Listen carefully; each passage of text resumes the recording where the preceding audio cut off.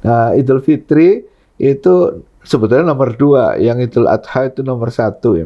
Jadi katakan, wahai Muhammad, kalau kalian betul-betul mencintai Allah, in kuntum tuhibbuna Allah, fattabi'uni, maka ikutilah aku, ikutilah jejakku. Kerikil, kalau sekarang kan nyaman, sekarang itu kadang-kadang sulit menghayati naik haji maupun umrah itu karena nyaman ya, lantai adem, udah gitu ber-AC. Assalamualaikum warahmatullahi wabarakatuh. Waalaikumsalam warahmatullahi wabarakatuh. Halo Sobat Salman semua, kembali lagi kita di Tanya Ustadz. Suatu program yang insya Allah akan memberikan ilmu-ilmu baru kepada kalian semua. Nah, pada episode Tanya Ustadz hari ini, karena masih dalam suasana Idul Adha, kita masih akan membahas seputar tentang Idul Adha. Tentunya akan ada narasumber yang akan menjawab pertanyaan-pertanyaan yang akan saya ajukan ke beliau.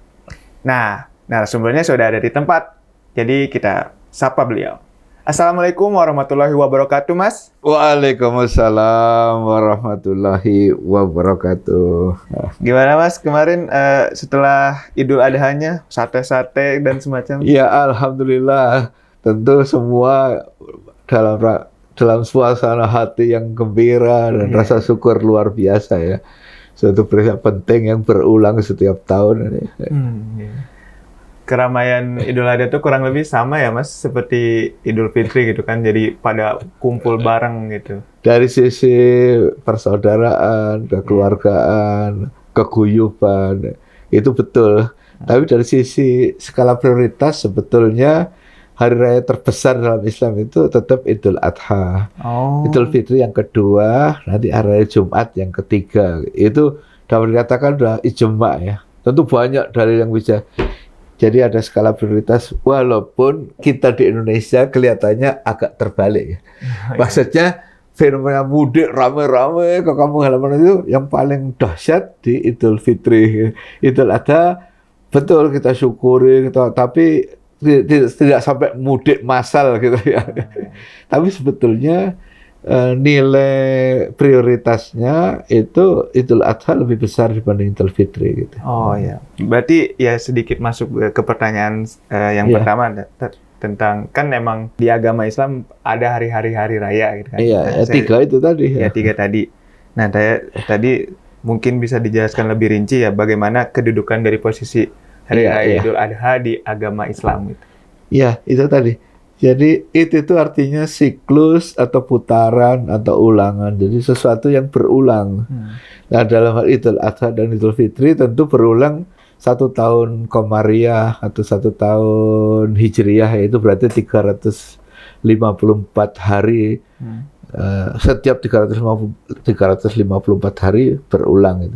Adapun yang hari Jumat itu satu pekan, artinya 7 hari sekali berulang, 7 hari sekali berulang. Nah, Idul Fitri itu sebetulnya nomor 2, yang Idul Adha itu nomor 1 ya. Ini dapat dikatakan ijma ya. Tentu banyak alasannya. Pertama, memang Idul Adha ini punya sejarah yang panjang ya. Kalau dilacak, dia menjadi fenomenal sejak bapak para nabi kan, Abul Anbiya, Nabi Ibrahim bertiga dengan istri beliau Siti Hajar radhiyallahu anha, lalu putra beliau yang nantinya jadi nabi juga, Nabi Ismail alaihissalam ya. Jadi itu berjalan ratusan tahun dan disempurnakan melalui Rasulullah Muhammad sebagai nabi terakhir, sebagai khatamun nabiyyin. Jadi sejarahnya panjang dan itu sebetulnya menunjukkan tingkatan kecintaan pada Allah gitu. Jadi semacam ujian gitu. Jadi kalau kita betul mencintai Allah, maka Idul Adha itu akan tidak saja dirayakan dengan sepenuh hati, tapi dihayati, diimplementasikan sebaik-baiknya. Nah, ya kalau Idul Fitri juga sama sebetulnya, berulang setahun sekali. Dan puncaknya itu setelah digembleng sebulan penuh saum Ramadan ya. Tapi kalau di setting sebetulnya persiapan untuk ke Idul Adha termasuk di dalamnya haji itu sejak Ramadan. Makanya lalu kenapa ayat Ramadan ditutup dengan la'allakum tattaqun gitu. Jadi pasti kalian akan bertakwa, atau semoga ya, kalau itu menanggung taroji itu harapan. Dan untuk apa itu? Untuk memproses sejak dari Syawal, lalu Zulqa'dah, lalu Zulhijjah, baik yang berangkat haji maupun yang tidak berangkat haji. Jadi diimplementasikan untuk mengoptimalkan. Jadi hari raya kedua ini untuk bekal menuju hari raya puncaknya, yaitu Idul Adha. Makanya lalu ada ayat watazawwadu fa inna khairaz zadi taqwa gitu. Jadi dan berbekallah, dan sebaik-baik bekal itu ketakwaan. Jadi karena ketakwaan diperoleh sejak kalau dijalankan dengan benar sejak Ramadan, lalu Idul Fitri itu menghasilkan ketakwaan. Ini untuk persiapan 1,5 bulan dari 2,5 bulan, Syawal, Zulqa'dah, lalu Zulhijjah, 2,5 bulan menuju puncak hari raya yang lebih tinggi ya gitu. Nah, tentu yang bisa menghayati dan memang yang betul-betul, apalagi sekarang ya, waiting list sampai belasan tahun bahkan puluhan tahun, itu otomatis yang berangkat haji. Tapi yang tidak berangkat pun juga sama, karena kalau dihayati betul itu menunjukkan kecintaan pada Allah gitu ya. Jadi kecintaan pada Allah itu dihayati sungguh-sungguh. Nah nanti kita lihat ya, drama bagaimana tiga hari tanggal 8, 9, 10 itu ya. Makanya lalu kenapa tanggal 8 disebut hari Tarwiyah, tanggal 9 Arafah, tanggal 10 itu baru puncaknya Idul Adha itu. Itu sebenarnya kalau diayati tanggal 8 itu untuk manifestasi keimanan. Iman yang sudah terpatri bertahun-tahun itu diuji dengan mimpi yang pertama ya. Makanya 3 malam berturut-turut itu mimpinya untuk diperintahkan menyembelih putranya yang waktu itu sedang menjelang remaja lah, Ismail waktu itu. Dan itu bisa settingnya begini, kalau untuk Nabi Ibrahim itu punya putra Nabi Ismail setelah di atas 100 tahun gitu. Karena menikah dengan istri pertama Siti Sarah berpuluh-puluh tahun belum punya putra. Dan akhirnya itu tadinya budaknya Siti Sarah direlakan untuk diharap dinikahi. Ternyata benar hamil setelah jadi istri kedua. Jadi Nabi Ismail lahir lebih dulu. Nabi Ishak putranya Siti Sarah lahir belakangan. Itu yang mungkin jadi mitos sekarang untuk memancing supaya ini anak dari kemenakan atau anak dari adik kakak semua diambil anak asuh. Tuh, kalau lama belum punya putra. Tapi yang jelas 3 babak itu penting karena setelah mimpi yang kedua itu Nabi Ibrahim sudah mulai yakin, tapi karena begitu dahsyatnya ujian itu beliau nunggu dan ternyata benar berulang mimpi itu. Jadi selama 3 hari lah syaitan juga menggoda, kan ini benar nggak perintah melalui mimpi ini itu kan untuk menyembelih putra sendiri. Ya kita sekarang digantikan domba. Dan waktu itu kan bahkan sampai pada detik terakhir setelah mimpi yang ketiga kalinya beliau berunding dengan putranya. Itu nanti ada di surat As-Saffat ya, surat As-Saffat itu intinya ditanyakan dan ternyata spontan Nabi Ismail jawab, silakan dilaksanakan, insya Allah saya sabar gitu. Baru setelah itu jalan, itu pun sama kan, tidak henti-hentinya syaitan menggoda, ini tipuan, nggak mungkin perintahnya, sampai pas detik disembelih baru digantikan oleh domba gitu. Jadi ini menunjukkan tahapan kecintaan. Di satu sisi bahwa kalau kita mencintai Allah, maka kehendak kita itu harus sesuai dengan kehendak Allah, nggak boleh mengikuti hawa nafsu sendiri. Jadi puncaknya adalah kehendak kita itu harus sesuai dengan kehendak Allah. Tapi lebih jauh lagi, begitu diterapkan di Nabi terakhir, itu jadi tolak ukur malah. Kalau kita betul mencintai Allah, maka kehendak kita harus sama dengan kehendak Allah. Bagaimana petunjuk pelaksanaannya? Mengikuti sunnah Rasul, dalam ini Rasul yang terakhir, Nabi Muhammad.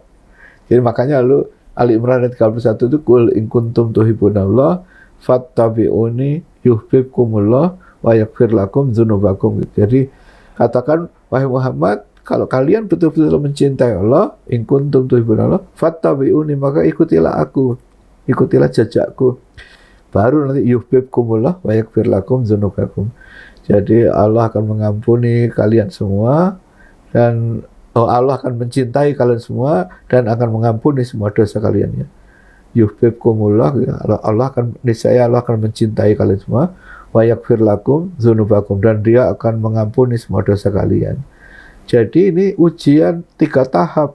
Kalau betul kita beriman, kalau betul kita beriman, kita harus sami'na wa ata'na, siap di tempat. Itu diekspresikan baik di haji maupun di yang tidak berhaji. Kalau sedang berhaji, ekspresinya ya talbiyah. Labbaik Allahumma labbaik. Ya, aku penuhi panggilanmu, ya Allah, aku penuhi panggilanmu. Dari kata labbaik itu dari kata labba. Labba itu hamba siap di tempat. Seperti militer, siap di tempat. Perintahkan berangkat ke tanah suci, berangkat. Aku penuhi panggilanmu ya. Sama, kita yang tidak berangkat pun di 10 hari awal Zulhijjah itu hari yang istimewa, sampai Rasul mengatakan tidak ada hari yang lebih tinggi lagi. 10 hari itu paling tinggi nilainya untuk beramal soleh gitu. Dari tanggal 1 sampai tanggal 10 itu. Walaupun ada perbedaan pendapat terhadap ayatnya ya, itu di surat Al-Fajr ayat 2. Wal fajri walayalin asr gitu. Jadi dan waktu fajar subuh dan 10 hari yang atau malam yang 10 itu. Jadi Allah bersumpah itu pasti penting di surat manapun ya. Ini Allah bersumpah dengan cahaya fajar subuh, lalu Allah bersumpah juga dengan 10 malam walayalin asr itu. Nah, penafsiran para ulama tafsir ada 3. 10 malam yang penting itu ada 3. Pertama itu tadi 10 hari termasuk malamnya ya, di awal Zulhijjah. Yang kedua 10 hari di akhir Ramadan, karena di dalamnya ada Lailatul Qadar. Lalu termasuk sunnah Rasul untuk iktikaf ya di masjid. Dan lalu 10 hari awal Muharram. Di dalamnya juga ada saum Asyura, Tasu'a dan Asyura. Jadi tapi kedudukannya yang paling tinggi tetap 10 hari awal Zulhijjah itu di hadis Sahih Bukhari. Setelah itu 10 hari akhir Ramadan, lalu baru 10 hari awal Muharram. Jadi ini tiga-tiganya 10 hari semua itu yang dimuliakan oleh Allah, dan itu menunjukkan juga keutamaan Idul Fitri, lalu Idul Adha dulu, lalu Idul Fitri, lalu awal Muharram. Walaupun awal Muharram itu sebetulnya tidak ada hubungan tahun baru Islam. Dinyatakan sebagai tahun baru Islam baru belakangan. Jadi Muharram sejak awal sudah dimuliakan gitu. Tetapi deklarasi atau proklamasi sebagai pergantian tahun Islam atau tahun Hijriah itu di zaman pemerintahan Umar bin Khattab, ijma' sahabat, bukan dari sunnah Rasul. Nah, ya dilihat dari penjelasan Mas Samsu tadi, ya jadi Idul Adha tuh di peringkat pertama, paling utama di hari raya. Yang kedua Idul Fitri, ketiga Jumat. Jadi Jumat itu untuk menuju setiap pekan itu persiapan terus sepanjang katakanlah 8 bulan sampai di bulan ke-9 itu kita sebulan penuh digembleng di bulan Ramadan. Insya Allah jadi takwa, keimanan meningkat, jadi muttaqin yang bertakwa. Dan dengan dari situ bagi yang berangkat haji ini persiapan sampai nanti ke puncak haji tanggal 8, 9, 10 dilanjutkan 3 hari tasyrik melontar jumroh. Sementara yang tidak berangkat haji itu persiapan juga untuk bagaimana 10 hari awal Zulhijjah itu optimal, banyak beramal saleh, memperbanyak takbir, zikir pada umumnya, takbir, tahlil, tahmid. Kemudian setelah itu menyembelih hewan kurban sesuai dengan kemampuan masing-masing sebagai ekspresi ketaatan dan rasa cinta pada Allah. Karena banyaknya sejarah yang terjadi di Idul Adha, ya menempatkan Idul Adha jadi hari pertama gitu, dari mulai kisahnya. Ya dari kisahnya Nabi Ibrahim, Nabi Ismail, sampai tadi tata cara haji itu yang sempurna di tangan Rasulullah Muhammad SAW. Nah, dari kisah tadi Nabi Ibrahim, Ismail, dan Siti Hajar, hikmah apa sih, Mas, yang bisa kita petik dari keteladanan beliau-beliau itu? Ya, Tentu amat sangat banyak sebetulnya ya. Tapi sebelum ke sana mungkin kita ingin memposisikan juga ya. Nabi Ibrahim dan Nabi Muhammad itu posisinya amat sangat istimewa. Kita tahu para nabi itu jumlahnya 124.000 itu ada di sebuah hadis sahih. Dari 124.000 itu 25 namanya tertulis atau diwahyukan dalam Al-Quran. Dari 25 itu 5 orang itu ulul azmi. Ulul azmi itu dimulai dengan Nabi Nuh, lalu Nabi Ibrahim, Nabi Musa, Nabi Isa, Nabi Muhammad. Yang menarik, Nabi Musa, Nabi Isa, Nabi Muhammad itu keturunan Nabi Ibrahim. Bahkan kalau dihitung-hitung sangat banyak dari 124.000 Nabi itu keturunan Nabi Ibrahim. Sehingga beliau digelari Abul Anbiya. Jadi yang pertama, Nabi Ibrahim digelari bapaknya para Nabi. Dan yang kedua, beliau juga digelari kekasih Allah. Istilah Khalilan itu ada di surat An-Nisa ayat 125. Jadi bagaimana Nabi Ibrahim itu digelari sebagai kekasih Allah ya, Khalilan gitu. Kemudian yang ketiga, yang istimewa juga, Nabi Ibrahim itu dinyatakan sebagai imam bagi seluruh umat manusia malah. Imam itu pemimpin bagi seluruh umat manusia. Dan itu ada di Al-Baqarah ayat 124, juga di surat An-Nahl ayat 120. Itu yang ketiga. Kemudian yang keempat, Nabi Ibrahim dinyatakan sebagai uswatun hasanah, teladan yang sebaik-baiknya atau terbaik. Itu ada surat 60 Al-Mumtahanah, 2 kali malah. Di ayat 4-nya disebut eksplisit nama Nabi Ibrahim, di ayat 6 itu mereka. Nah, mereka itu maksudnya Nabi Ibrahim dan pengikutnya dan anak cucunya yang jadi rangkaian Nabi. Pada yang sama Nabi Muhammad juga sama. Ada, kalau tadi ada 4 hal, ini 5 hal kalau Nabi Muhammad itu. Pertama, Nabi Muhammad dalam berbagai hadis disebut penghulu para nabi. Jadi penghulu itu berarti puncaknya kenabian. Tidak saja itu, beliau juga disebut kekasih Allah. Walaupun itu ada di hadis sahih juga, tapi bukan Khalilullah, tapi Habibullah. Maknanya sama, kekasih atau kecintaan ya. Khalilan dengan Habiban itu maknanya sama. Dan yang ketiga, Rasulullah jelas sebagai khotamun nabiyyin, yang nabi penutup. Itu di surat Al-Ahzab ayat 40, nabi penutup. Kemudian yang keempat, sama dengan Nabi Ibrahim, Rasulullah itu juga dinyatakan sebagai uswatun hasanah. Di surat Al-Ahzab juga ayat 21. Kalau tadi ayat 40 khotamun nabiyyin, di ayat 21 itu laqad kana lakum fi Rasulillah uswatun hasanah. Jadi teladan terbaik. Nah, istilah teladan terbaik ini hanya untuk 2 nabi itu. Jadi kalau dibuat peta 124.000 nabi, maka utamanya 25 yang ada namanya di Quran. Dari 25 itu 5 ulul azmi, berkemauan keras dan ujiannya paling berat. Nabi Nuh, Nabi Ibrahim, Nabi Musa, Nabi Isa, Nabi Muhammad. Dari 5 ini puncaknya di 2 orang. Karena itu jadi teladan terbaik sepanjang masa. Nah nanti puncaknya kalau 1 orang itu dengan selisih sedikit di atas Nabi Ibrahim, itu Nabi Muhammad. Karena dipuji di Quran. Wa innaka la'ala khuluqin azim, itu surat Al-Qalam surat 68 ayat 4. Karena Allah Subhanahu wa taala tidak pernah memuji langsung seseorang makhluknya kecuali Muhammad sallallahu alaihi wasallam. Sesungguhnya engkau Muhammad akhlak itu agung, berakhlak agung atau di atas akhlak yang agung. Ini juga sekaligus menunjukkan rahasia mengapa sunnah Rasul dalam sholat, karena sunnah Rasul itu perintah Allah tapi diwujudkan melalui contoh dari Rasulullah, jadi dari sunnah Rasul. Kalau kita di atahiyat awal, atahiyat akhir membaca nama sholawat Nabi Ibrahim dan Nabi Muhammad, dan nggak boleh diganti. Allahumma sholli ala Muhammad wa ala Muhammad kama sholaita ala Ibrahim wa ala Ibrahim wa barik ala Muhammad wa ala Muhammad kama barakta ala Ibrahim wa ala Ibrahim. Jadi hanya 2 nabi itu kan sebutkan. Nggak pernah dijelaskan dari Rasulullah, tapi kalau kita posisikan dari semua ayat Quran, pantas. Dua-duanya ini uswatun hasanah, uswah yang teladan, hasanah yang terbaik. Jadi teladan terbaik sepanjang masa itu ya hanya 2. Sejarah Nabi Adam sampai kiamat, idola kita, idola dalam arti bukan persembahan, penyembahan, ibadah, tapi dalam arti kata yang ingin kita teladani lah, teladan terbaik, uswahnya ya 2 itu. Kalau nggak Ibrahim, atau bukan enggak ya, dua-duanya Ibrahim dan Muhammad atau Muhammad dan Ibrahim. Jadi Muhammad SAW dan Ibrahim alaihissalam. Nah dengan begitu kita mengerti konteks. Oh, mengapa lalu pantas Idul Adha itu memang dimulai dengan Nabi Ibrahim, diakhiri Nabi Muhammad, dan itu hari raya tertinggi.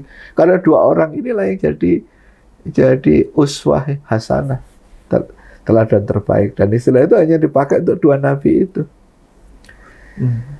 Bukan berarti kita nggak boleh meneladani nabi yang lain ya. Tapi kalau mau meneladani nabi yang lain, itu harus ada justifikasi dari sunnah Rasul. Contohnya apa? Saum Daud. Saum Daud itu nggak ada di Quran. Adanya di sunnah Rasul, tapi sunnah Rasulnya Rasul menyebut itu untuk maksimal ikuti Nabi Daud. Saumnya sehari, saum buka sepanjang tahun. Maksimal. Kalau kita nggak boleh, kita seperti di adat kejawen ya, ngebleng. Saum total 60 hari atau 90 hari terus tiap hari, itu nggak boleh. Yang boleh selang-seling. Dan itu disebutkan sunnahnya Nabi Daud, tapi dikukuhkan oleh sunnah Nabi Muhammad SAW gitu. Jadi bukan semata-mata kita ikuti karena Rasulullah memerintahkan. Kalau mampu ya, kalau nggak mampu bisa tambahannya saum sunnah itu kan Ayyamul Bid 3 hari pertengahan bulan, bisa Senin Kemis, bisa 6 hari di bulan Syawal. Tapi yang jelas kalau bagi yang paling hebat secara fisik maupun kemauan itu maksimalnya seperti Nabi Daud.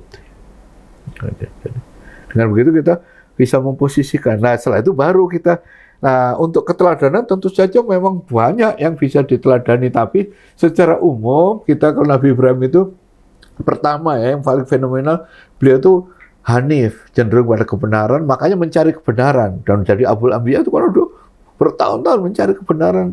Ilah yang berhak diibadati itu siapa, sampai datang wahyu Allah ya. Kan sebelumnya dengan logika dulu, bintang, lalu matahari, lalu bulan, bintang, bulan, lalu matahari, tapi itu kan logika. Wahyu datang baru beliau jadi Abul Anbiya. Kemudian yang kedua, beliau berjuang dakwah yang tangguh ya. Terus sepanjang kehidupannya pindah-pindah hijrah kemana-mana, itu selalu menghadapi despot atau tiran atau penguasa yang otoriter lah gitu. Dan akhirnya beliau betul-betul di mana-mana itu menegakkan kebenaran, keadilan, berdakwah tanpa ada rasa jemu. Kemudian yang hebat juga yaitu tadi bahwa beliau sepanjang masa hidupnya memberi keteladanan, termasuk kepada pamannya sendiri atau ayahnya yang menyembah berhala itu. Artinya dengan logika yang tajam, dengan dakwah yang tanpa rasa takut, sendirian melawan kezaliman sebuah sistem kemasyarakatan yang dolim gitu ya. Jadi memang luar biasa.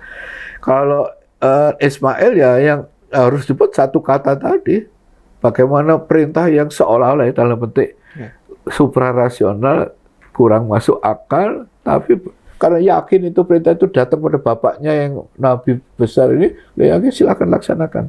Insya Allah akan Bapak jumpai saya ini sabar. Jadi kesabaran luar biasa Nabi Ismail. Kalau Ibunda Siti Hajar itu yang sekarang diikuti oleh seluruh jamaah haji. Jadi selain kecintaan pada putra, lalu tanggung jawab sebagai ibu yang single parent, karena memang perintah Allah itu dibawa ke lembah Bakah, diperintahkan untuk meninggalkan Siti Hajar dan bayinya itu. Dan kalau perintah Allah dilakukan dengan teguh juga. Nabi Ibrahim balik lagi ke Mesopotamia, itu ditinggal di situ. Tapi yang hebat kan pada saat bayinya kelaparan, kehausan. Oh itu beliau, kalau dihitung jaraknya itu kira-kira 400 meter. Kalau dulu itu walaupun bukitnya rendah ya, turun dari Bukit Sofa, datar, naik ke Bukit Marwah, pulang balik 7 kali. Jadi kalau dihitung itu kan 7 kali 400 meter, 3 kilometer kira-kira. 3 kilometer dalam keadaan bayangkan panas. Selain panas berdebu, di kerikil. Kalau sekarang kan nyaman. Sekarang itu kadang-kadang sulit menghayati naik haji maupun umrah itu karena nyaman ya. Lantai adem. Udah gitu ber-AC. Terus kalau capek minum air zam-zam. Ya, terus turunnya juga landai banget, terus datar, lari-larinya kecil terus. Nah, jadi 7 kali ulang kali itu kalau kita yang nggak beda dengan dulu lah. Yeah. Jadi dulu pasti kerikil lah, duri, panasnya. Kalau pas panas di musim panas itu bisa sampai di atas 50 derajat karena saya pernah sampai 58 derajat itu di bulan Juni, Juli, Agustus. Sekarang pun ini Mei, Juni ini sudah mendekati 50 derajat rata-rata kalau kita dengar pemberitaan 49, 48. Kalau di Arafahnya, apalagi di Mina, pas di bulan Juli atau Agustus itu bisa sampai 58 derajat, mendekati 60 derajat. Kebayang kalau dalam kondisi begitu harus lari 3 km bolak-balik. Dan bayinya ini menangis. Tapi ketemunya mata air zamnya tidak di sofa, malah di dekat kakinya bayi itu. Jadi ini betul-betul luar biasa. Makanya sa'i itu artinya usaha atau ikhtiar atau bekerja keras. Bahkan bisa diartikan tijarah, berdagang. Jadi memang kecintaan pada anak tunggal yang itu sampai lari ulang alik, dan itu jadi fenomenal yang luar biasa sehingga jadi dibakukan oleh Rasulullah Muhammad SAW sebagai bagian dari rukun haji sa'i. Dan itu kalau sekarang bukan bagian terberat, karena tetap lebih berat itu yang pelontar jumroh karena jaraknya tadi di samping lewat terowongan mau kepanasan dari kemah ke itu jarak terjauh itu kalau dulu 7 km atau 6 km ke Jamarat ke depan. Kalau sekarang mungkin Mina Baru itu nggak dipakai sehingga mungkin menjadi lebih pendek 5 km. Tapi kalau tiap hari hal-hal 10, 11, 12 kalau bolak-balik kan lumayan 5 km, 6 km bolak-balik. Nah, yang ini sebetulnya 3 km, tapi dulu panasnya bukan main, sekarang adem. Jadi kadang-kadang kalau dihayati sama melontar jumlah juga begitu. Kalau saya melihat orang kadang-kadang melontar jumlah itu kayak santai rekreasi. Dan kalau dulu enggak berjubel-jubel panas berdebu. Kalau sekarang karena santai sudah kayak mall begitu, Jamarat itu. Jadi bukan berarti nggak boleh ya, tapi untuk menghayati butuh penghayatan atau pemahaman lebih sulit dibanding kalau dibiarkan berat gitu. Mungkin setiap orang langsung, waduh berat sekali, panas ini berdebu. Jadi memang ini dilema memang.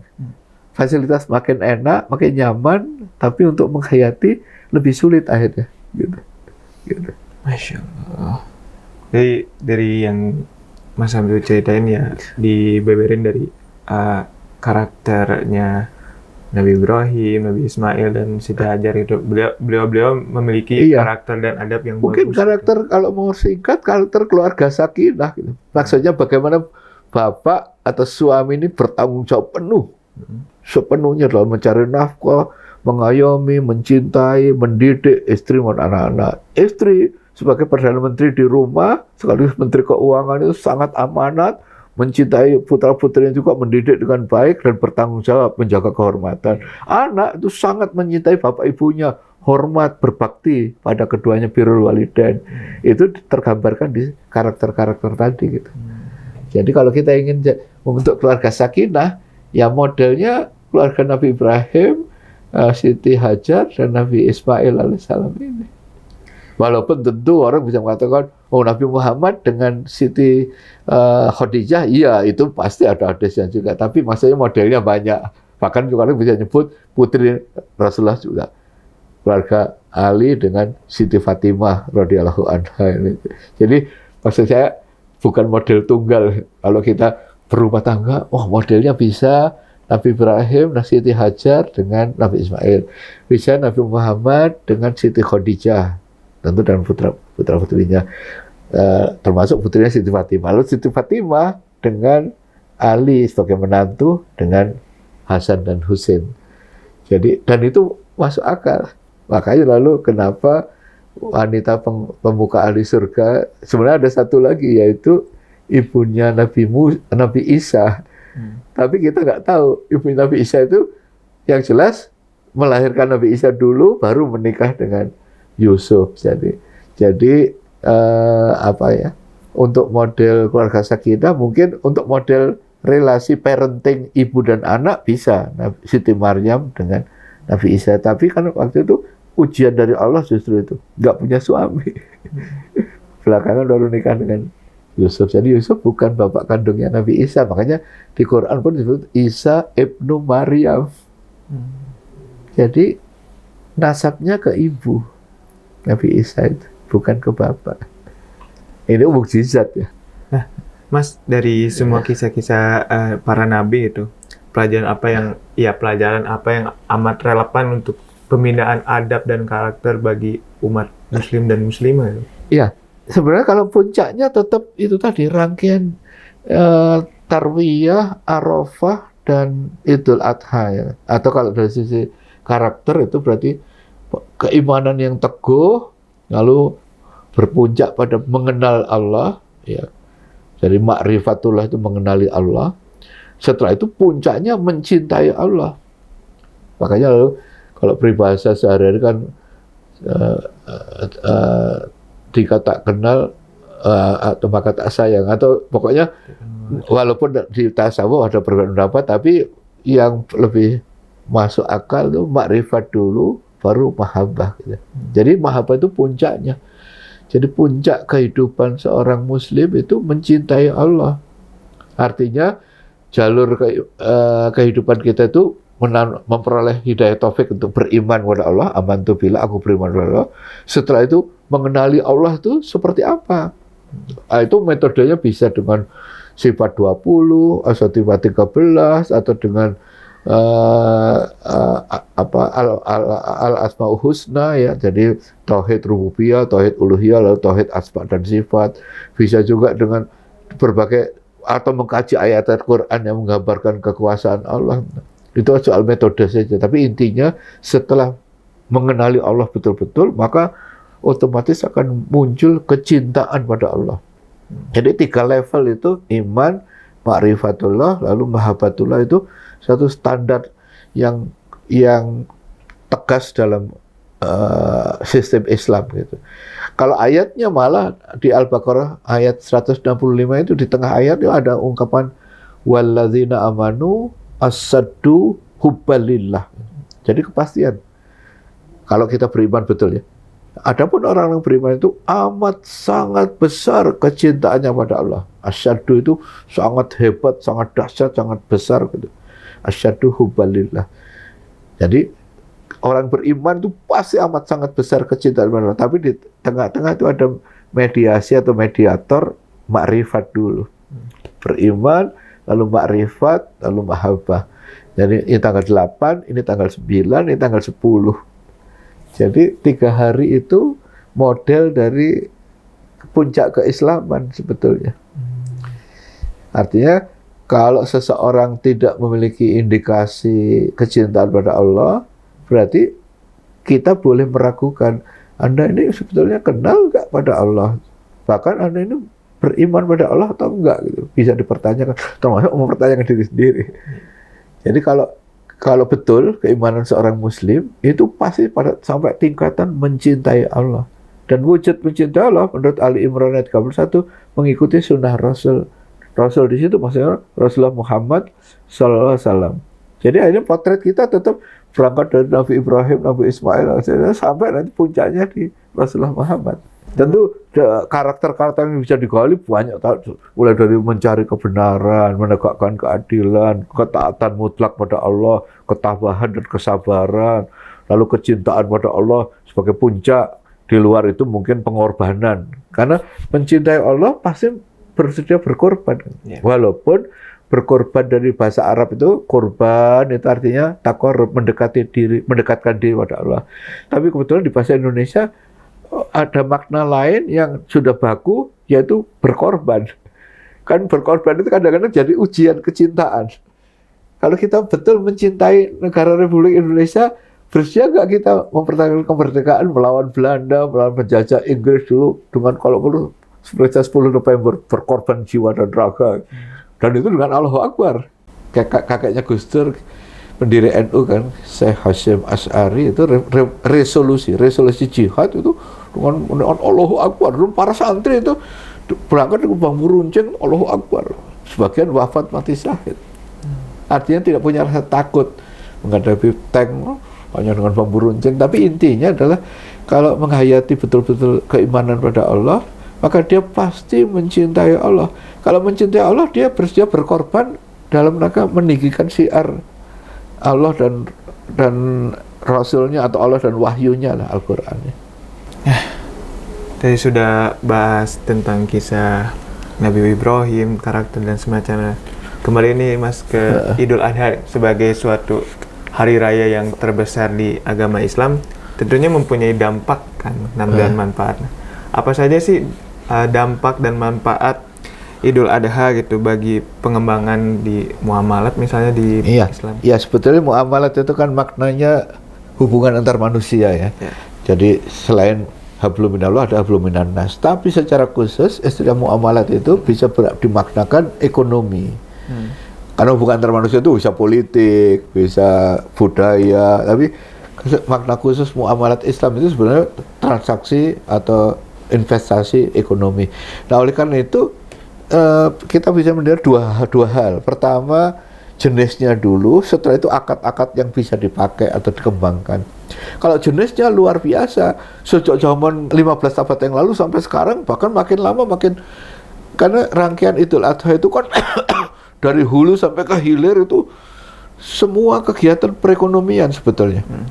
Dan puncaknya memang nanti bagaimana antara tiap tahun antara 3 juta lebih sampai maksimal 4 juta jamaah itu dari seluruh dunia itu terbang ke, karena sekarang yang naik kapal laut sudah tinggal sedikit ya, penerbangan ke entah ke Jeddah, Bandara Jeddah atau Bandara Pangeran Muhammad di Madinah, dan itu bisa ketahuan tingkat pergerakan pesawat itu tidak ada bandingannya.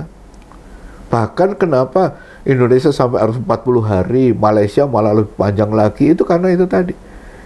Karena bandaranya cuma 2. Kalau bandaranya 10, mungkin naik haji itu nggak harus 40 hari. Barangkali mungkin bisa 3 minggu, atau paling lama nggak sampai sebulan. Tapi karena bandaranya cuma 2, ada satu lagi di Riyadh terlalu jauh. Di Riyadh itu ibu kota negara, jaraknya lebih dari 1000 km dari Mekah maupun dari Madinah, jadi nggak akan ekonomis. Nah, aset yang terlibat dalam puncak haji itu luar biasa. Sejak pergerakan orang dari seluruh dunia, total jumlahnya sampai bisa di atas 3 juta. Lalu penyiapan hotel, tempat menginap, cateringnya ya, konsumsi, sampai nanti aksesoris yang lain ya.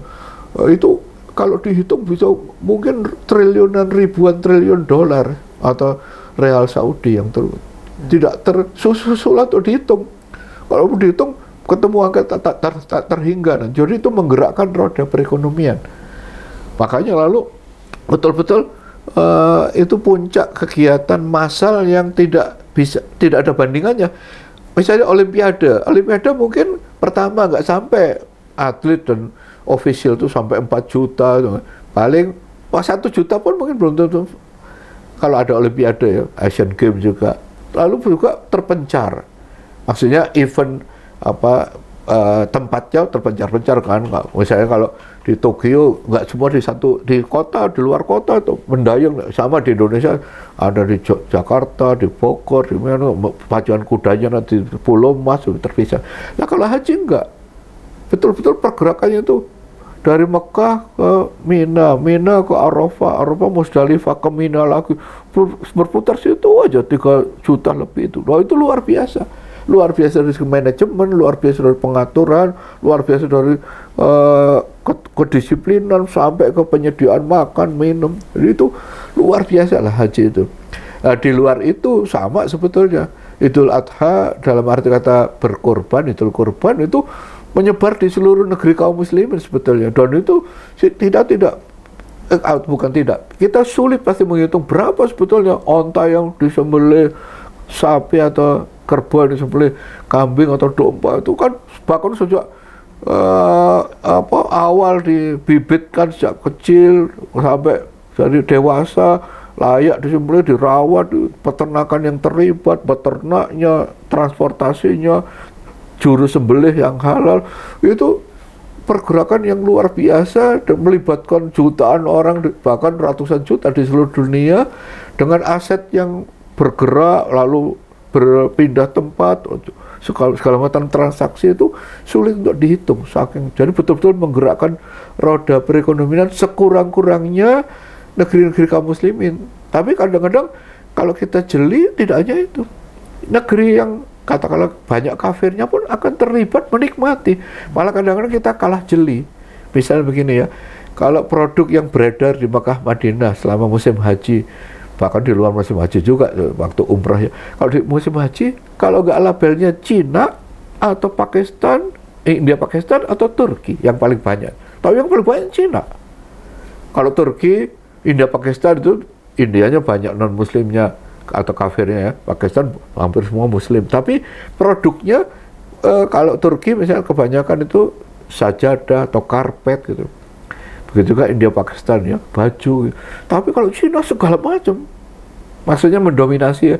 Jadi Cina itu kan, itu mungkin ada yang bilang, oh karena Cina bebannya memberi makan lebih dari 1 miliar rakyatnya. Dan yang muslim hanya sekitar 60 juta. Itu yang tercermin di naik haji dari Xinjiang dari.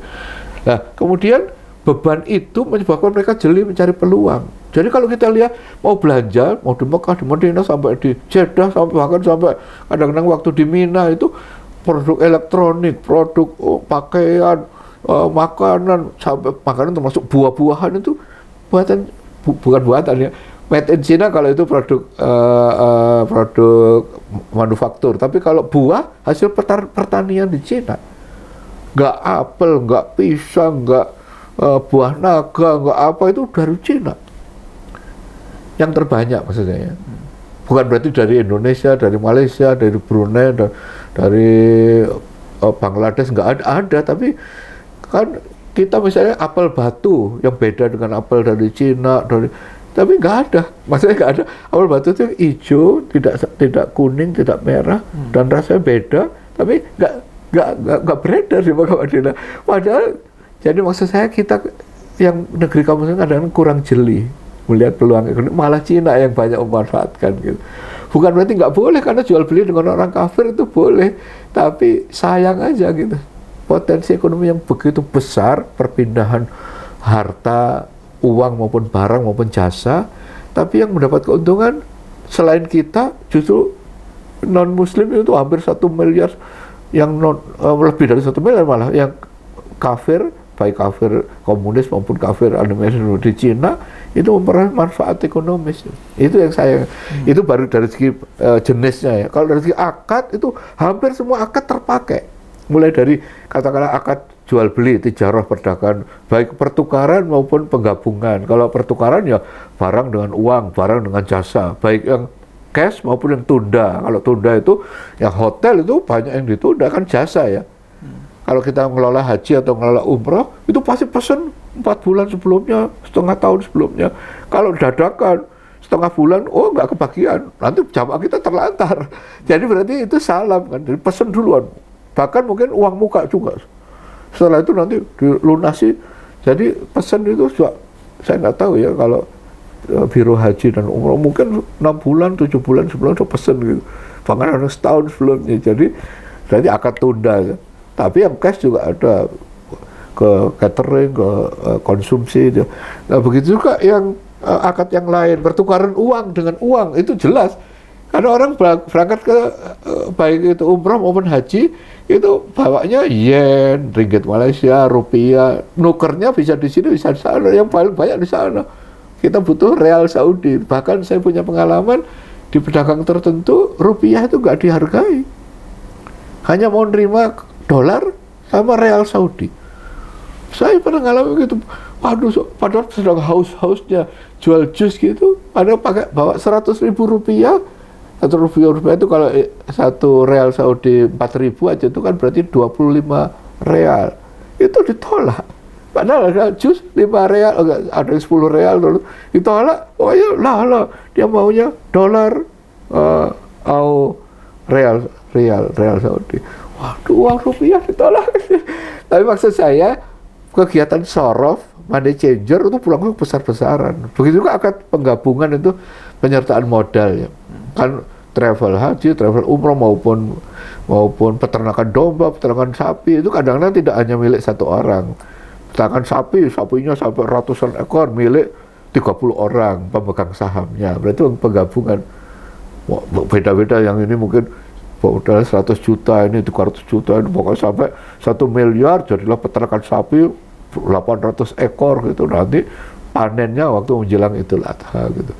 Nah itu jadi pergerakan ekonomi luar biasa. Dengan akad penggabungan itu bisa syirkah al-uqud, bisa juga mudharabah gitu.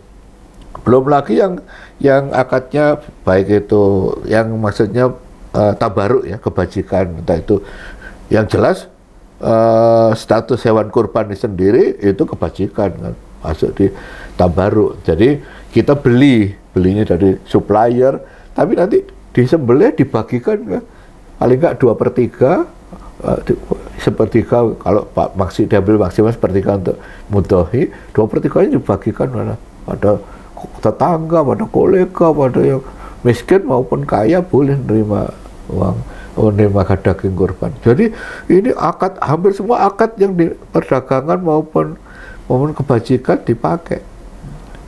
Jadi dalam pengembangan ekonomi luar biasa, asetnya yang berputar luar biasa dalam bentuk uang maupun barang maupun jasa, lalu akad-akadnya juga. Jadi semua muamalat Islam dapat kata berkembang sejalan dengan Idul Adha. Di dalam Idul Adha termasuk pergerakan haji dan umrah tadi. Jadi luar biasa sebetulnya dampaknya itu. Masya Allah. Nah, begitu sahabat Salman semua, dari mulai penjelasan kenapa kedudukan Hari Raya Idul Adha diberikan di posisi pertama, terus dari mempelajari karakter-karakter yang ada di Nabi Ibrahim, Nabi Ismail, dan Ibunda Siti Hajar gitu, dan pada akhirnya dari pembahasan di akhir bagaimana dampak dan manfaat yang begitu banyak dan besar gitu di bidang muamalah dari adanya Idul Adha ini gitu. Banyak banget tadi yang sudah dijelaskan oleh Mas Samsu, dan itu ilmu-ilmu baru banget gitu untuk saya pribadi, dan semoga buat sahabat Salman semuanya juga bisa memahaminya gitu. Nah, buat Mas Samsu, terima kasih untuk waktunya atas ilmu-ilmu yang telah di-sharingnya tadi. Sampai.